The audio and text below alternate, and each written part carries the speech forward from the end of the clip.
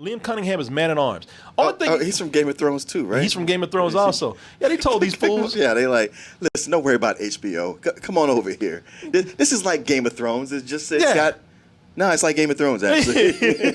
Shit on the script, they covered up Netflix with HBO. Yeah.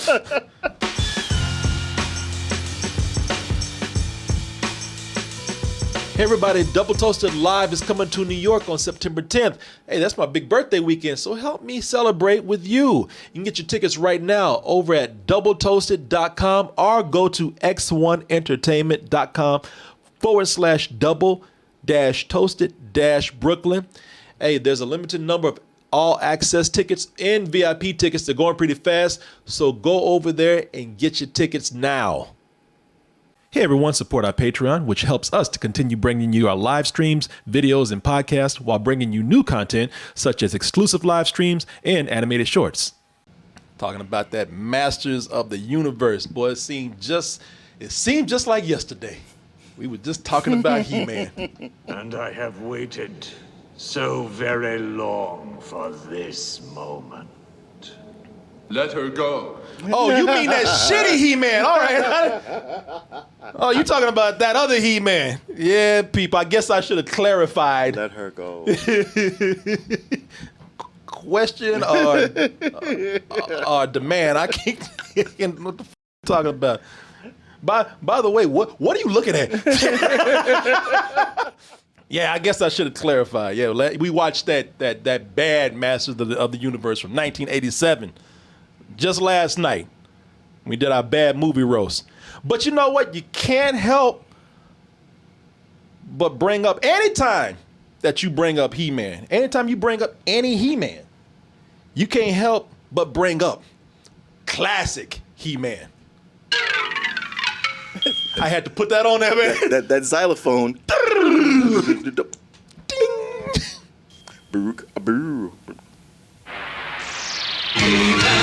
And the Masters of the Universe. This is Cringer. And he's a bitch. I'm Adam. That damn the panther or tiger, whatever, is so scared his arm is melting into his body. Wow.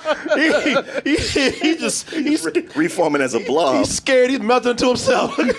Don't do that shit again, man. Yeah, man. Oh boy, ain't nothing like good old vintage He-Man over here, man. Yeah. Thanks to that man sold my mama a lot of toys.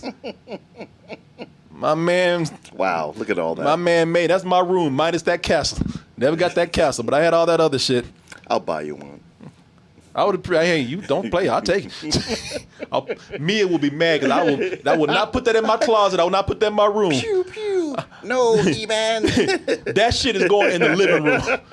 She buys all this fancy stuff. Castle Grayskull is going right next to the vase and the painting that she got. Yeah, that's my contribution to the feng shui here. Even though they were 30-minute toy commercials, like I said last night, they left a huge impact on a lot of kids out there. You know, people so into classic He-Man, they don't even talk about that He-Man that came out. What was that He-Man that came out? It was what, 2000? I think it was 2002 maybe. I kept thinking it was not that long ago, but then I was looking it up. I was like, oh, was it? That was almost 20 years? Because I like that show a lot. Man, that show is not even bad. That show is actually... Yeah, it was really good. That show... Because I always thought, He-Man is so silly, what could they do with it? And I was like, wow, they made this really good. Well, you turned me on to that because you were the one that actually told me. He's like, man, you like He-Man. I was like, yeah. He's like, oh, why the f*** ain't you watching that show? You call yourself a He-Man fan. I am Adam, Prince. This is Cringer, my fearless friend. Fabulous. Shut the f*** up. Yeah. Give you whoever that was, they're like, oh, no, nobody want to hear all that. Yeah. Shit, they sure did do like that. They sure did. He boy, he had his script read and everything. My fearless friend. Fabulous. Get this goddamn show started, man. We know what this is about. Yeah, we saw He-Man before. Nobody wants to see you. Just go ahead and change already.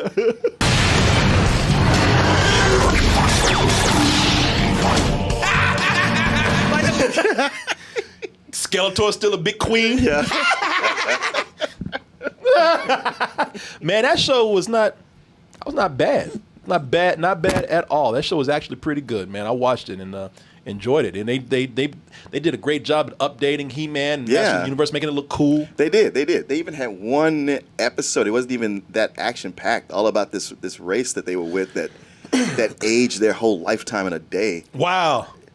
Yeah, then plus you got the whole origin of Skeletor, where he was actually a handsome dude. Yeah. Good looking mother. And he started talking shit to somebody, threw some ass in his face.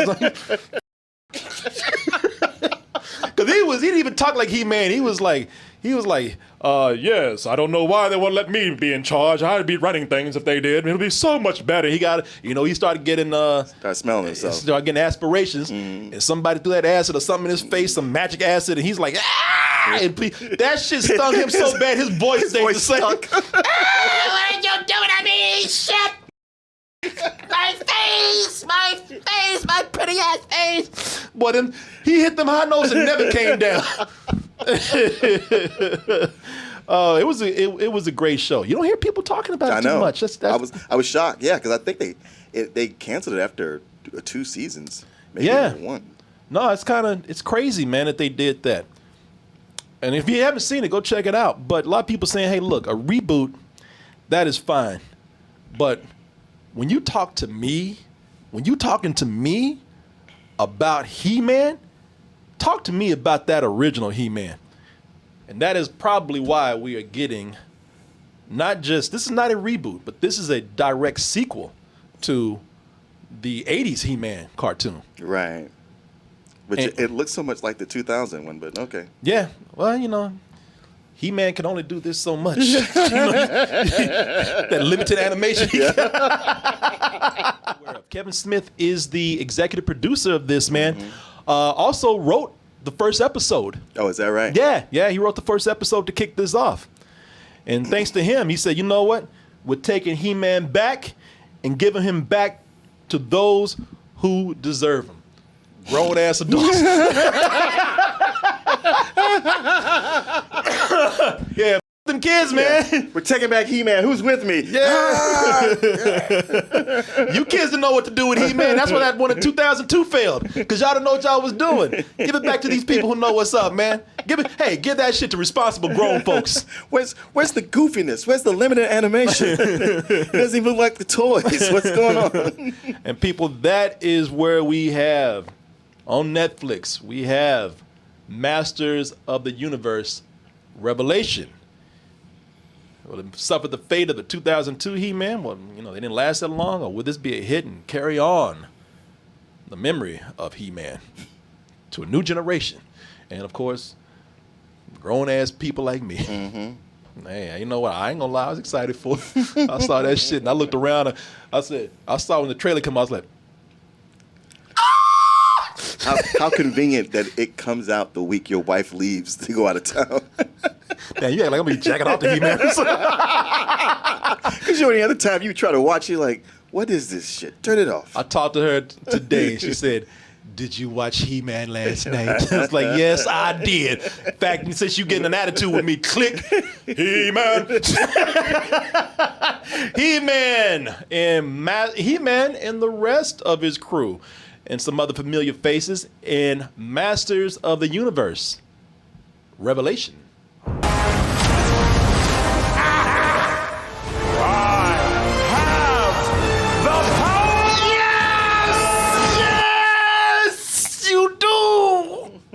Or do you? This features the voices of some people you do know. You have what's her name? Sarah Michelle Gellar as Tila. You have Lena Headey as Evil Lynn. And he has some. That's perfect casting. It is. If they were to do a live action movie, that's who you'd cast. And but the man himself, you're wondering who plays Old Blue. Old Blue. Old Blue. Mark Hamill. Right. Mark Hamill as Skeletor. The go-to villain voice actor. Yeah. Y'all better quit casting Mark Hamill as the villain. Right. He might actually start breaking the law. Doing villainous shit. Let me tell y'all, man. So, yes, I grew up with He-Man. I am a fan. I know it was corny, it was cheesy, it was what, but I was a kid. I didn't care. You know, you love that. And yes, it was a commercial that sold us on the toys, and we were happy about it.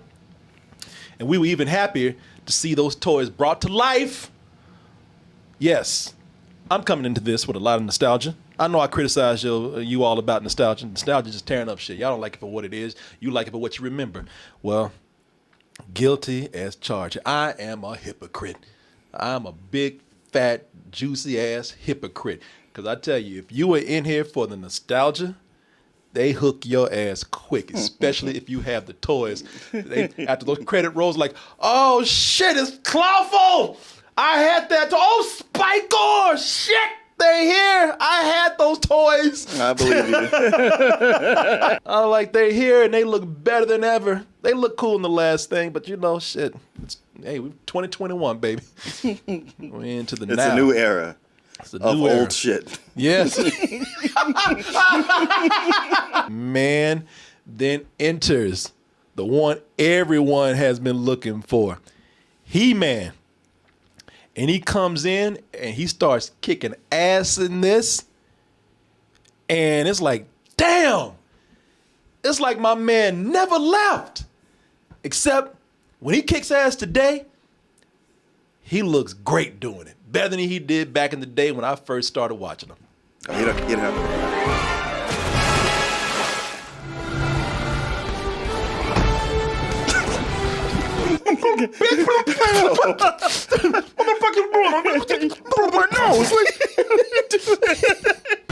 We were just playing. Bring your ass in. He was like, I didn't do nothing. When he picked his ass, he was like, what? You see that? Aren't you more mad at him? What? He's like, what'd I do? Oh. Thanks to Man-at-Arms, you're all wet, Skeletor. Oh shit! And he's dropping the one-liners too, like he did. Oh my god, man! I cannot. Was that a big thing for him back in the day? Back in the day, yeah, they would do puns and one-liners when they were fighting each other all the time. Yeah. Sometimes they wouldn't even throw punches; they just doing pun-offs. Man, I was like, I cannot wait to see what He-Man does next. And then he drops the mic and he says, "Good night, y'all," and leaves. And even looks at Skeletor and say, "Hey, Skeletor, come on, man. Those two got a room." Finally. They finally got a room and left. Hey, man, it's 2021. They're like, we don't have to hide anymore. I was like, damn. I said, they really are a couple. They got a room and just left the show. The show, they removed them because now the show wants to shift focus on some other characters. And then it becomes the Tila show. It is for a while. It is like watching the main act leave the stage and then the opening band comes on and just takes over the rest of the night, and it's like, what the hell, y'all? What's going on? Where y'all going? Yeah, you're like, well, okay, but the main band, they are coming back though, right? Nope. Or do they? Well, we're not gonna say too much about that. I mean, you sit there like bobbing your head through the opening act because you're like, I know they're coming back. Yeah, they exactly. gotta come back. Yeah, they'll be back. Yeah, I'll groove to this now, but they better be back though because I pay a lot of money for this. Yeah. Yeah, imagine if you paid to see Kanye, and then he just left the stage, and then MC Hammer came on. The is this? Nah, man. The reason I'm saying that because this is sure to piss somebody off. Oh, you think? Okay. I'm saying this because that even what I'm saying right here might been a little bit too much, but I'm saying that because. This is sure to, you need to be told, because this is sure to piss somebody off. Because y'all going to say like, oh, the hell, there's some feminist woke shit. And people are definitely going to use that word. Oh, y'all woke. I hate that word right now, but y'all going to use it. And I will even say there are certain moments where probably wouldn't blame you. There's some scenes where they kind of allude to sort of characters' sexuality and don't follow through with it. Yeah, I know. Because I'm like, all right, I see what you're coding here. It's blatantly obvious. Yeah. I'm trying to not see it, and I can't help but see it. It's like, yeah. And then, since you're going to go this far, follow through with it. Nah. No, just, I'm at the point now, if y'all want to show some gay shit, then just, I ain't talking about like making a porno or anything, but damn, just make it a real relationship. Yeah. I mean, they even got two gay dudes just arm in arm with each other, just random dudes, ain't got no lines. Cameras on them for a second. They don't even got no names.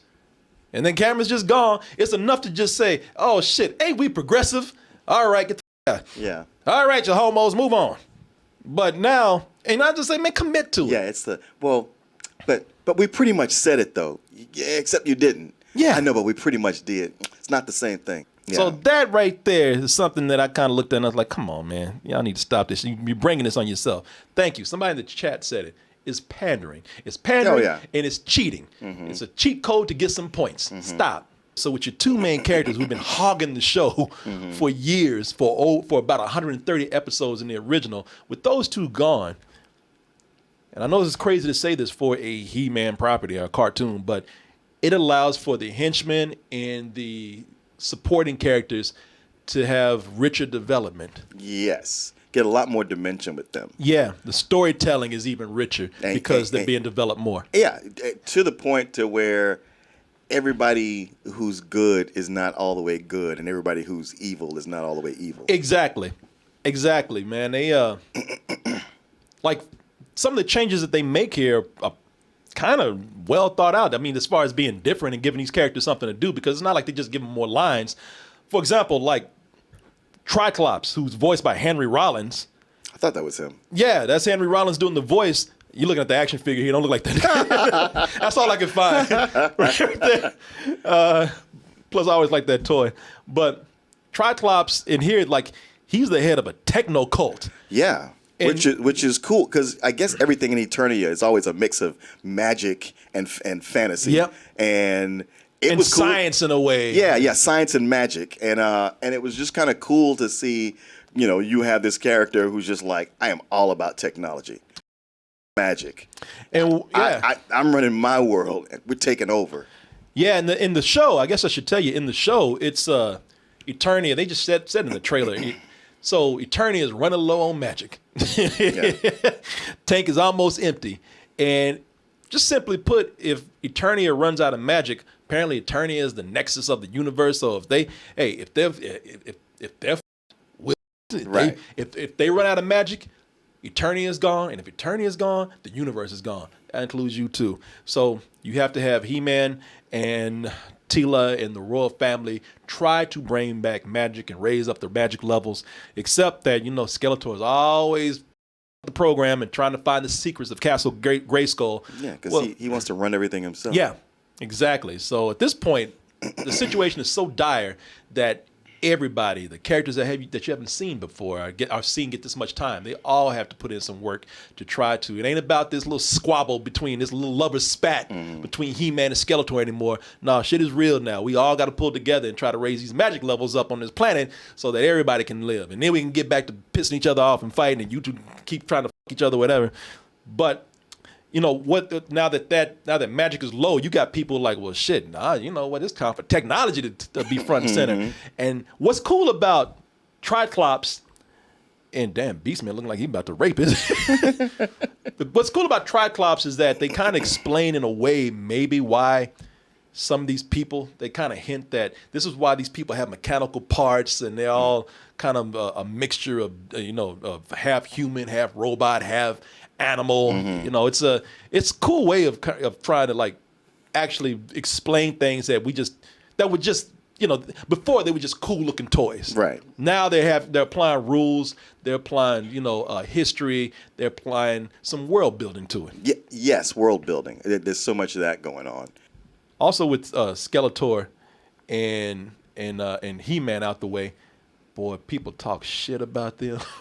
Yeah, right? Yeah, don't leave the room. Like the moment Skeletor left the room, they're like, that bitch never got anything done. Right. Plan after plan, it ain't none of it worked. None of it worked. I've been with him since the beginning. Yeah, I can tell you, he don't get shit done at all. Hey, you new here? Hey, don't expect to win. Hey, you on a losing team, man. I'm just letting you know. We got a good dinner plan, but that's that's about it. I mean, if you survive. Yeah, the only reason why I got a good dinner plan because he ain't nothing but teeth anyway. So. Don't let him fire you because you won't survive. Oh, hell no. Yeah. And even He-Man, Even He-Man catch heat, man. Yeah, everybody's not thrilled with He-Man either. Yeah, with He-Man, people they were like, when he's not around, people like, man, boy, he corny as hell, man. All them jokes and shit, man.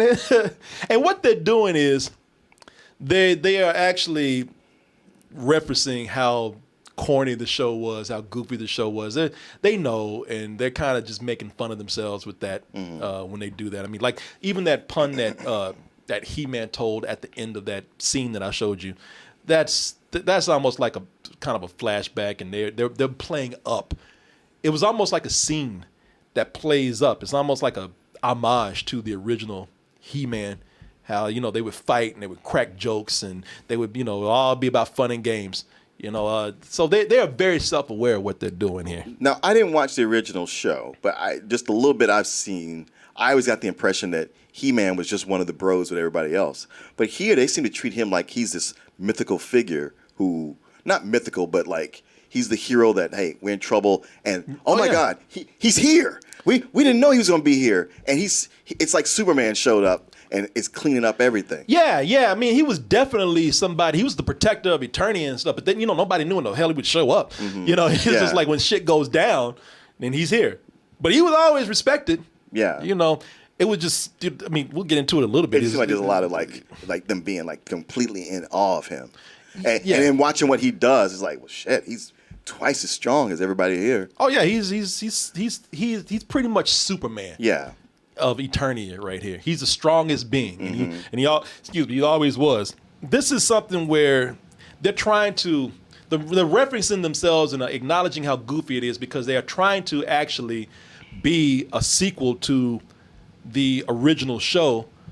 And they can't do that if they don't, because people will be like, oh, wait, when did y'all get so serious all of a sudden? Yeah. So they kind of had to like bring some of that in to connect, as they say, the connective tissue that they have here. But they also want to do that because they really are trying to make this for adults, and they are trying to make this for millennials and Generation X and all these people. And all the kids who are into anime now. Yep. But mainly for those nostalgic adults, man. This is really who this is for. Sure. It's not for the kids. And, don't even, like, when this is on, Dad is going to be telling the kids, y'all shut the up. He-Man's on right now. I mean, like I said, I'm only speculating because I have to keep saying I didn't watch the original show. Understandable. But watching this, I got the impression that this show is as a little kid watching the original show. In your head, when you play with the toys and watch that show, this show is what you imagine that show to be. This is what you wanted to be. This is the animation that was going on in your head. Yeah. That was filling in the blanks. When He-Man did this shit, then you had this shit going on in your head. It's like when you play shitty video games and when you played Atari back in the day and it was nothing but blocks, but you were imagining the box cover. Right. And you saw all the graphics that you see today in games. You had to have some imagination back then. No shit. This is why we creatively bankrupt, because we use all our imagination trying to fill in the blanks for these things. Well, now they do it all for you. Yeah, exactly. But no, really, it's for, hate to say it, but it's for people like me. Did you grow up watching He-Man? Do you want to watch this but not have it be the same goofy show that it was back then? Do you want that show, as you said, that looked a whole lot cooler in your head? Well, now you got it. They're trying to pitch this as an adult show, but this is Netflix, and Netflix has a way of putting shows in weird places because they try to say this is more mature, but it's not. And that's one of the problems with this, too. Okay, yeah, I was going to... Yeah. I would say that plot-wise and concept-wise and world-building-wise, I like this a lot. Actual writing and dialogue... Not so much. And I get the whole, like, hey, some of this is supposed to be a joke or, having a nudge and a wink at the old show. But a lot of the dialogue that's not doing that is like, this is kind of bad. This is the same thing, man. And then some of it is supposed to be a nod, but some of it is just what it is, and this is the weird position that they put this show in. It's just like it's too much that they're trying to pay homage to here and trying to get that feeling and also trying to make it a little more mature. With my Medea, trying to make it more mature over here to appeal to people like me now. Yeah, well, it's got a little bit of that, like, all right, yeah, we got the millennials who grew up with it, but hey, did you really like Castlevania and Blood of Zeus? Doesn't this look similar? Yep. Yeah, kind of, but it's not on. And this is animated by Powerhouse here in Austin, Texas, who did Castlevania. So if you're someone who's into He-Man for nostalgia and you want to take a trip down memory lane with something that's new, you're curious about how they connected to the other show and how they've advanced it a little bit, okay, cool. But it is a weird area where they're trying to be so faithful that they keep in the cheesy dialogue, the monologuing, again, some of the jokes here, doesn't always work. It's not very violent either. Now they allude to some violence, and every now and then they'll show somebody get it bad, but it's not. There is blood, but the show's not as it's not that violent. Again, Netflix allows people to kind of do whatever they want to, and what you have here, if anything, you have what I would call a hard PG. Sure. Because kids can watch this and it's fine. And it's not, and it is not as it's not as violent as Castlevania is. There's not a lot of cursing. There's no nudity. There is some violence, and most of it is alluded to. But some people die. The word they curse in this, and the only thing they say is hell. I think what the hell. That's it. But it does have disturbing scenes. At least one particular scene here. It's they go to Snake Mountain, and that shit is a freak show over there. It's with the cult and everything, and it's freaky because it involves kids. And there was one scene where this kid turned around. And I was like, shit. I was like, what the f is that? I didn't expect that. So there's some small disturbing images, but not enough to like scare anybody away. I don't think it's gonna give you nightmares or anything like that. And even though this is a sequel, they do some weird things here. See if I can find a picture here. Like Prince Adam. So Prince Adam in this, Prince Adam is young. He's a boy. Yeah. Think about Shazam or something before Billy Batson. Billy Batson, yeah. That's Billy Batson, yeah. That's exactly, and I appreciate that. I was like, all right, I like this having such a difference between Prince Adam and He-Man that it makes sense that nobody recognizes him. This makes so much more sense than what they did with the original Prince Adam and He-Man. There was no difference. I am Adam, Prince of Eternia and defender of the secrets of Castle Grayskull. No, you a He-Man with more clothes on. Right. you a He-Man wearing clothes. Big swole ass Prince Adam. Yeah, you a He-Man not walking around in his drawers. That's what. You He-Man a gay purple shirt and a tight ass white. And a Henley. Yeah. So it's cool that they do that. They take certain liberties like that. I do like the voice work. Skeletor. Now here's the thing with Skeletor. With this, if you listen to Skeletor, I'm gonna play this scene right here. Just because Mark Hamill who's doing Skeletor. And the cool thing about Skeletor now is that Skeletor has actually now reached puberty. Right. He got a man's voice again. Got a little baritone. Yeah, he had his voice dropped again. What if we painted the ship a nice granite? Y'all like, that ain't Skeletor, that's the Joker. Yeah. it's Mark Hamill. That's the thing. I mean, Mark Hamill's a great voice actor, and I get why you hire him, but you can't hear Skeletor and not actually hear the Joker. It's the Joker, man. And he's doing the Joker. It's toned down, but it's still the Joker. Yeah, exactly. And I would love for them to tone down Skeletor, but if that's the case, just Have him do this again. Yeah. Lena Headey, man, I tell you, she's the one that really, she brought her Game of Thrones to this shit. She did. I think they told her this was Game of Thrones. She thought they would do another season. She knows why they hired her. Yeah, and she's good too, man. She's Evil Lynn in the show, and she picked up she picked up some skills, some shit talking skills from Skeletor. Well, you can't be around him all those years and not pick up something. You flea-bitten furbag. He would always have alliteration. She had me laughing because she looked over. She looked over at Merman. I guess Merman not in this scene, but she looked over at Merman on his boat, and she told him, what she called him, she said, "Who do you think you are, you traitorous trout?" I was like, yeah, you've been hanging around Skeletor for a while. Her story is kind of cool. We can't really tell you what's going on with it, but her there's a lot of let me just say that there's a lot of alliances that happen, and people, they do what they have to do to get by. I like what's his name? Liam Cunningham. Liam Cunningham is Man-at-Arms. He's from Game of Thrones too, right? He's from Game of Thrones also. Yeah, they told these fools. Yeah, they like, listen, don't worry about HBO. Come on over here. This is like Game of Thrones. It's like Game of Thrones, actually. Shit on the script. They covered up Netflix with HBO. Yeah, it's Game of Thrones. It's just, read it. It's the same thing. Who was this? Says He-Man. Oh, that's a code word. Yeah, that's code name. That's so nobody finds out. Yeah, shit, that's Jamie, man.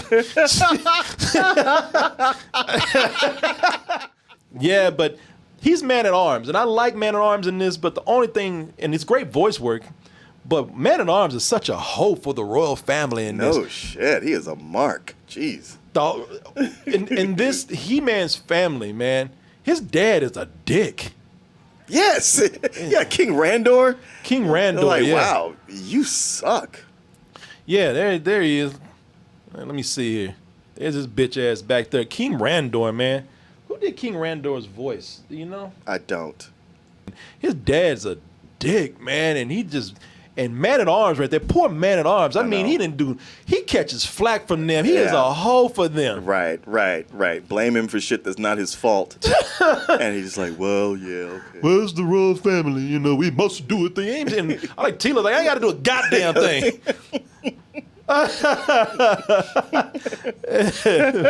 You in there. Right. Dad. Speaking of Tila, Sarah Michelle Gellar, I think she does a good job with Tila's voice. Because Tila, like I said, they shifted gears here, and it is, some people not going to like it. I didn't have a problem with it. This is Tila's story right here. This pretty much is her movie. Well, the second episode is all Tila, pretty much. Yeah. But I got to say, I got a problem with Tila. I do too. Okay, because I want to hear what it is, but she got a big chip on her shoulder over some shit where I'm like, you need to get over that. You acting like you acting like a teenager right now. You're carrying this through the whole series. Are you serious? She is so angry. This is 5 episodes, and for 4 of them, I was like, calm your ass down. Mm-hmm. Just mad. Just mad. And taking it out on everybody. Yes. Except for Chippy. Yeah, right. Except for side piece. But everybody else. Yeah, I'm like, man, come on. She was getting on my nerves too. I was like, her writing is not that great, man, because she's one note angry. Yes. Now, like I said, this is, even I have to admit, like, not everything is working here, and some of the stuff that you're trying to bring out for nostalgia, it's a little too much. But man, that last episode, they did something, and I know, and I tell you, they got me off guard. I was like, shit. Yeah, because I'd been like, the show's enjoyable, but it's not a must watch. And like if it's good, I'll get my daughter and say, hey, come watch this with me. But I was like, she has no affinity for these characters, and it's not going above and beyond that. Yeah. And that last episode made me go, shit. Yeah. Dude. They got me. Was it 5 or 6 episodes? 5. It's only 5? 5 episodes. Okay, yeah. I thought it was 6, and I was just like, oh, okay. Well, not now. Let's get to that next one. And it was like, well, that's it. It's like, what? No. All right, you got me. I got to come back. I can't wait to see what they're going to do in the next. Man, I'm serious. They caught them, and y'all going to watch it. They catch you at a moment, and I'm telling you, they're going to get you, man. Because it's something that everybody's been, I just say, they're going to get you if you watch this. Yeah. No, I was like, that's how you end the season. They did some Game of Thrones shit. Let me just say that. It was. It totally was. The strongest enjoyment to be had from this is from people who really have they're into the nostalgia of it. If you really love He-Man, and I do, and even I have to admit that this has problems, and it was great being able to see how they advanced it, man. There is effort And that's what I appreciate, because for all the faults that this show has, there is a lot of effort to like build things and make it a lot cooler than what it was in the first show. Things that you didn't think that they could do. Right. It's like stupid ass looking characters. They actually gave them depth. One of the characters that they don't show is Orko. And I really like what they did with Orko's story. They really did. They gave you the Orko that you always wanted to see. He's ill. Like he's mentally, he's a tragic character. Yeah, he's not even gonna say he's mentally ill, but he's got some problems. Yeah, he's suffering depression. It's like Game of Thrones. Yeah, it really is. Like he's a deeper character. Like he's going through it, man. He's going through some problems. And it's taking a mental toll on him. I'm like, man, that's great. And y'all been laughing at him all these years. All these years. Make you watch those old shows and go like, oh. Kids will like this. Definitely kids will like this. But anybody else, I can't really say that I would recommend that to them. But for me, being a fan, I give it a matinee. Okay. And me, not really what I could call myself a fan. I would go just like a little bit lower. I don't know. Maybe a low matinee or a high rental. That's fair. Yeah. I mean, I still like the 2002 show much better, but this is enjoyable at times. I would say I really did like the last 2 episodes. And no, they don't get together. Anybody looking at that, this is the one, because y'all want to. What are they're shipping them? What they shipping? What are they talking about? Oh shit, man! You know they can do that shit today. No, they can't. No, they can't. Good luck with that. No, I'm still waiting on He-Man to Skeletor. I do he's the bottom. No, he's not. No, he's not. No, he's not. No, he's I'm sorry.